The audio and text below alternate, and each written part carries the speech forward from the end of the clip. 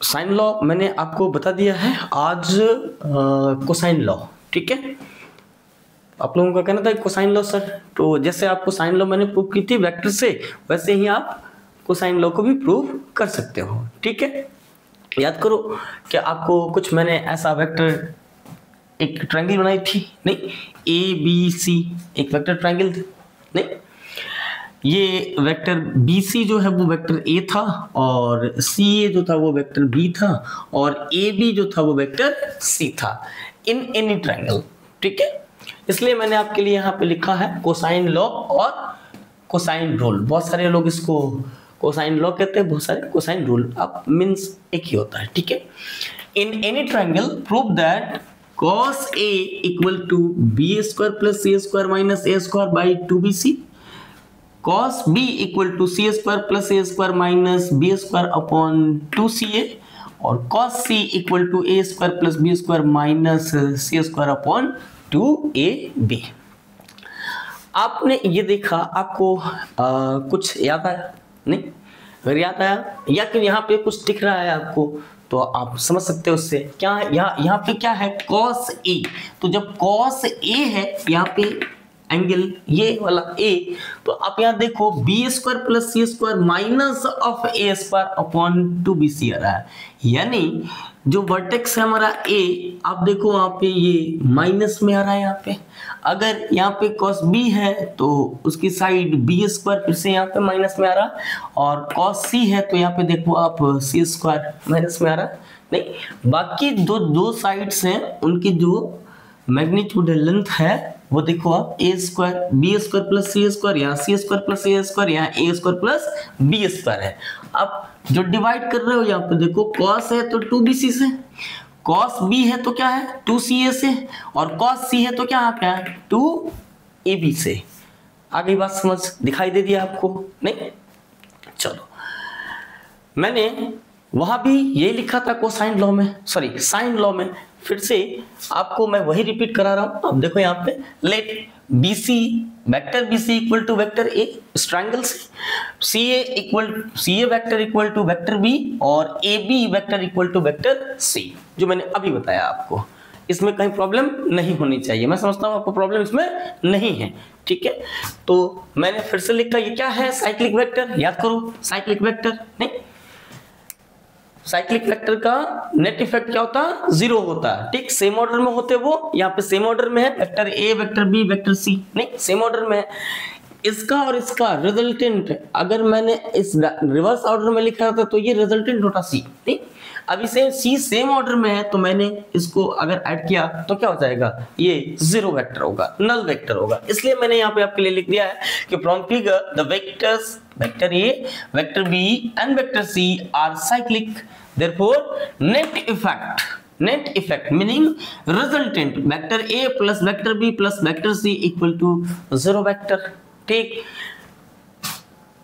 एकदम ध्यान रखना है आपको, एकदम बता रखा है। नहीं, यहाँ ए वेक्टर हो और यहाँ पे बी वेक्टर हो, आप क्या करते हो इसके टेल से इसके हेड तक मिलाते, और यहाँ पे अब थोड़ी बढ़ा दो, ठीक है, यहाँ पे एक एरो हेड लगाते थे, ये ऐसे इस डायरेक्शन में, ये ऐसे डायरेक्शन में, यहाँ से इसके टेल से इसके हेड तक एक लाइन सेगमेंट, और यहाँ पे एरो हेड, तो ये होता था इनका रिजल्टेंट, ये कहलाता था A plus B equal to R vector. आप यहां देखो, यहां क्या है, वेक्टर ए है, यहां पे वेक्टर बी है, और इधर से मैंने ऐसा खींच दिया ये वेक्टर सी है, तो ये क्या है सेम ऑर्डर में है। नहीं, ये वेक्टर ए, ये वेक्टर बी और ये वेक्टर सी, तो इनका नेट इफेक्ट जीरो हो जाएगा, A plus B plus C equal to zero. नहीं, यहां से आप देख सकते हो A plus B equal to minus of C. देखो अगर मैं यहाँ पे माइनस ऑफ सी खींच दूं यहाँ पे तो ये वेक्टर माइनस ऑफ सी हो जाएगा। आप थोड़े से इसको बढ़ा लो, वेक्टर में अलाउड है नहीं, तो आप देखो यहाँ पे ये क्या हो रहा है, ये सी जो है वो क्या है माइनस ऑफ सी इन ए प्लस बी का नेट रिजल्टेंट है। मैंने आपको समझाने के लिए ऐसा लिखा, ठीक है, बढ़िया, दिक्कत नहीं है। चलो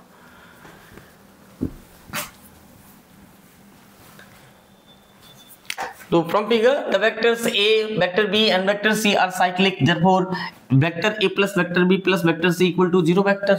तो यहां से लिख सकता जो अभी लिख के आया था a plus b equal to minus of c vector में लिख सकता, क्या लिख सकता?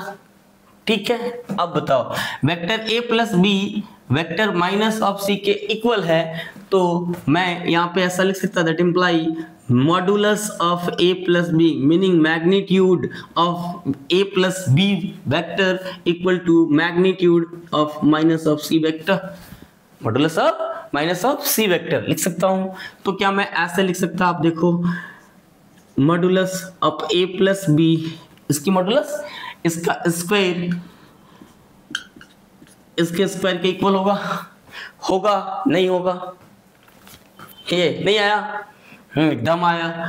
अब आप देखो आप क्या लिखते थे, याद करो, आपको मैंने बताया था a प्लस b और ये r वेक्टर की रिजल्टेंट था, तो r की रिजल्टेंट कि मॉडुलस वैल्यू यानी मैग्नीट्यूड क्या लिखते थे, magnitude of a plus b, वो क्या लिखते थे, मैग्नीट्यूड ऑफ वेक्टर a का square plus magnitude of vector b का square meaning modulus of vector a का square plus modulus of vector b का square plus twice modulus of vector a into modulus of vector b cos theta, उनके बीच की angle. ठीक है, यहाँ ध्यान cos theta, ये मैंने आपको रिकॉल कराई। ठीक है, तो यहां वैसे ही आप क्या लिखोगे, आप देखो ध्यान से, यहां पे आप क्या लिखोगे, modulus of vector A square लिखोगे, ठीक, plus modulus of B vector B square plus twice modulus of vector A into modulus of vector B यानी magnitude of vector A magnitude of vector B cos theta. अब theta के जगह पे आप देखो a और b के बीच की एंगल, ये a है और ये b है, आपको ये वाली एंगल नहीं लेनी, ये वाली एंगल लेनी है। आपको मैंने बता रखा है कि आप इसको अगर बढ़ाओगे तो ये वेक्टर a की ही डायरेक्शन होगी कि नहीं होगी, होगी। तो ये a वेक्टर और ये b वेक्टर, इसके बीच की एंगल ये नहीं, ये वाली एंगल नहीं लेनी, नहीं, कौन सी एंगल, ये वाली लेनी एंगल जहां से टेल जुड़े हों।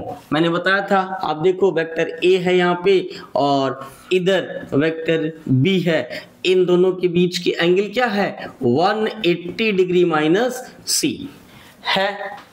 परेशानी तो मैं यहाँ लिखूंगा cos 180 minus c equal to, यहाँ पे मैग्नीट्यूड ऑफ c का, ये मैग्नीट्यूड ऑफ c ऐसे c स्क्वायर ही लिख सकते हैं आप। ठीक है, यानी आप क्या लिखो, आपका आया क्या, यहाँ से यहाँ आया a square plus b square plus 2ab cos 180 minus theta, तो माइनस कॉस थीटा होता है, यहाँ पे मैंने माइनस 2ab cos c लिख दिया equal to c square. Problem है आपको ये याद करने के लिए, जैसा कि आपको याद है, आपको मैंने बताया है, सबको बताया है, कोई भूला तो नहीं। चलो ये मिटा दूं। अब देखो आपका प्यारा सा फॉर्मूला यहां से आ गया, a square plus b square minus c square equal to 2ab cos c आया। अब मैं क्या यहाँ से ऐसा लिख सकता, देखो तो यहाँ से cos c equal to a square plus b square minus c square upon ये क्या आया 2ab, ये आपका फॉर्मूला आ गया। आप यहाँ से ऐसे लिख लो cos c, आया कि नहीं, ये एक झटके में आपके प्रॉब्लम ये फॉर्मूला प्रूव हो गई नहीं। अब मैंने किसके लिए किया, cos c किया आया, आप सिमिलरली दूसरे के लिए भी कर सकते हैं। तो क्या आया आप देखो, अगर यहाँ पे cos c है तो यहाँ पे क्या आया a square plus b square minus c square upon 2ab, तो कहाँ है cos c, क्या देखो तो ये c है। अब ये किससे मिलके बना है, देखो तो ये वाली साइड और ये वाली साइड, तो यहाँ पे क्या आ रहा है a square plus B square, vector A की मैग्नीट्यूड का स्क्वायर प्लस वेक्टर बी की मैग्नीट्यूड का स्क्वायर और यहाँ पे माइनस वेक्टर सी की मैग्नीट्यूड का स्क्वायर, जिसके सामने ये एंगल बनी है प्रॉब्लम दिक्कत अपॉन 2ab, यानी ये जिससे मिलके बना है, यहाँ a और यहाँ पे ये b है। तो सिमिलरली आप लिख सकते हो यहाँ से, सिमिलरली अगर मुझे ये वाला हमारा आ गया तो आप यहां से लिख सकते हो cos b वाला लिख सकते हो, यहाँ पे cos b लिख सकते हो। तो आप बताओ क्या होगा, cos b कहां पे है, यहां देखो तो ये वर्टेक्स b है, ठीक। ये किससे मिलके बना है, इससे और इससे मिलके बना है, और इसके ये सामने कौन सी है, b है नहीं। तो मैं क्या लिखूं यहाँ से, ये C square plus A square minus B square upon 2ca। आया कि नहीं आया, ये वाला आपका आया कि नहीं, ये वाला तो अभी यहाँ है, ये वाला आ गया C square plus A square minus of B square upon 2ca आया, ये वाली एंगल के लिए यानी बी के लिए। ये इससे और इससे ये मिलके ये आर्मेन के ये बने हुए हैं, तो मैंने क्या किया, C square plus A square minus B square upon 2ca। अब मुझे cos a वाला लाना है एंड cos a वाला लाना है। तो आप देखो cos a कहाँ है, यहाँ पे a, ये वर्टेक्स है a, तो ये किससे, b और c से, ये b और c से, इसका फ्रंट का ये साइड कौन सा है, a वाला है कि नहीं। तो मैं क्या लिखूंगा, यहाँ से लिखूंगा b square plus C square minus ए स्क्वायर अपॉन 2bc, यही कोसाइन लॉ है आपका, ठीक। मैंने क्या किया, मैंने एक ट्रायंगल ली ABC, मैंने इसको पहले भी आपको बताया, इसको मैंने आगे रखा, फिर इसको भी आगे बढ़ाया, नहीं इसको भी आगे बढ़ाई, तो वेक्टर B और C के बीच की एंगल मिल गई 180 माइनस a। यहाँ ये C का डायरेक्शन है और ये A का डायरेक्शन है, तो ये एंगल मिल गई मुझे C और A के बीच की एंगल क्या मिल गई, 180 माइनस बी। वैसे ही वेक्टर A और ये वेक्टर B है, तो इसके बीच की एंगल मिल गई मुझे 180 माइनस C, ठीक है। ये कर दिया मैंने, यहाँ पे दिखा दिया कि लिखा कि from figure the vectors vector A and vector B and vector C are cyclic. तो आप समझते हो अगर साइक्लिक वेक्टर है, ये साइक्लिक वेक्टर है, A B and C cyclic vector है, तो साइक्लिक वेक्टर है तो साइक्लिक वेक्टर का नेट इफेक्ट क्या होता है, जीरो होता है जीरो। तो मैंने लिख दिया जीरो यहाँ से, ठीक है। जीरो वेक्टर लिखा, null vector, vector a plus vector b plus vector c equal to null vector, zero vector. तो यहाँ पे a प्लस b मैंने लिख दिया equal to minus of c vector. मैंने क्या किया, ये इनकी मैग्नीट्यूड अब इक्वल होगी, a plus B equal to minus of vector c है, तो इनके इन दोनों वेक्टर्स के मैग्नीट्यूड इक्वल होंगे। ये एक सिंगल वेक्टर आ जाएगा a प्लस बी, नहीं ये एक single vector a plus B, नहीं इसकी मैग्नीट्यूड, ये magnitude of vector minus of c के इक्वल होगा, ठीक है। मैंने इक्वल लिख दी, modulus of a plus B equal to modulus of vector c, ठीक। इससे क्या आया मेरे पास, मैग्नीट्यूड ऑफ यानी modulus of a plus B का whole square equal to modulus of minus of c vector का स्क्वायर, ठीक है। यहाँ से मैंने फॉर्मूला लगा दी, ये क्या होता है, मॉडुलस ऑफ वेक्टर a का square plus modulus of vector b का square plus twice modulus of a into modulus of b cos, उनके बीच की एंगल क्या था 180 माइनस c मैंने रख दी, ठीक है, इक्वल टू सी स्क्वायर। क्यों, क्योंकि ये माइनस ऑफ सी वेक्टर है, माइनस ऑफ सी, डायरेक्शन आप उल्टा दिखा रहे हो, नहीं लेकिन इसकी जो लेंथ है, मैग्नीट्यूड है, वो क्या होगी, वो तो सी के ही इक्वल होगी, इसलिए मैंने यहाँ पे सी स्क्वायर लिख दिया, क्योंकि इसका स्क्वायर था तो मैंने सी स्क्वायर लिख दिया। मैंने इसको सिंप्लीफाई कर ली, ये a square plus B square minus, क्योंकि ये cos 180 minus theta minus cos theta होता है, तो मैंने माइनस लिख दिया यहाँ पे। तो क्या हो गया, a square plus B square minus 2ab cos c equal to c square. मैंने इसको इस साइड ले गया तो, और c को इस साइड ले आया, तो a square plus B square minus of c square equal to 2ab cos c। यहां से लिख दिया cos c equal to a square plus B square minus c square upon 2ab।